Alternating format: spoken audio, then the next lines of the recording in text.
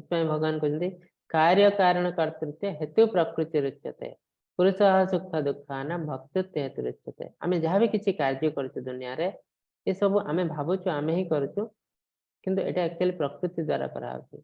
प्रत्येक जिनस आम प्रकृति टू नहीं केवल अरेंजमेंट करूँ प्रकृति ही तार कारण।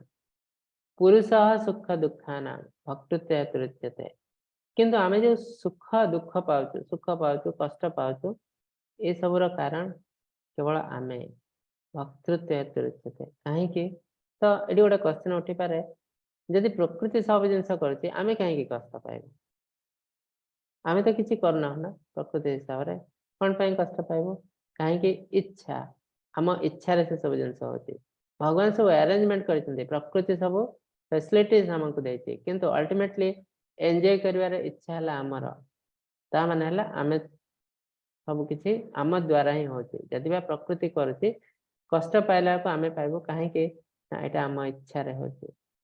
हरे कृष्ण।